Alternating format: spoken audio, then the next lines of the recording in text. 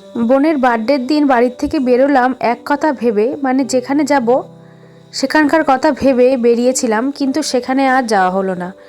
আর যে কেকটা আমরা নেব ভেবেছিলাম সেই কেকটা আদৌ ছিল না।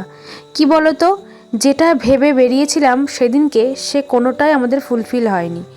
কীরকম বলো তো, বাড়িতে ভেবেছিলাম যে প্রথমবার ভেবেছিলাম যে বাড়িতেই সবাই মিলে একটু আনন্দ করব, রান্নাবান্না করে খাওয়া দাওয়া করব।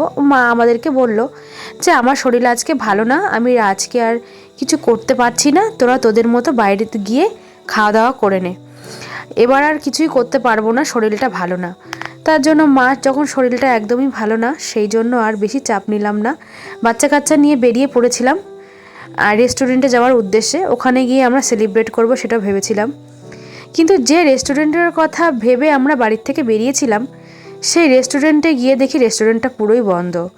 মনটা এতটাই খারাপ হয়ে গেল সেটা আর মানে বলে বোঝাতে পারবো না। কিন্তু সবাই বলেছিল ওই রেস্টুরেন্টটা নাকি খুবই সুন্দর। আমার মানে আমি এই ফার্স্ট টাইম সেখানে যেতাম, আমার বোন অনেকবার গিয়েছে, সেও আমাকে বলেছিল ওই রেস্টুরেন্টটা খুব ভালো, দিদি চলো ওখানেই যাব। কিন্তু আমি যতবারই যেতে চেয়েছি সে ততবারই আমার কোনো না কোনো কারণে বাধা পড়েছে। এবার বোনের জন্মদিনের দিন যেদিনকে বেরোলাম যে আমরা মজা করে ওখানে খাওয়া দাওয়া করব, ওখানে খুব মজা করব, আর সেই কথা ভাবনা চিন্তা করে বেরিয়ে দেখি জায়গায় গিয়ে দেখি পুরোটাই বন্ধ। আর কিছু করার নেই, কপালে না থাকলে যা হয় বুঝতেই পারছো তোমরা। তো আমাদের কমপ্লিট হয়ে গেল খাওয়া দাওয়া। আমরা অন্য এক জায়গা থেকে সেটা সেলিব্রেট করলাম, ছোটোখাটো একটা জায়গা থেকে।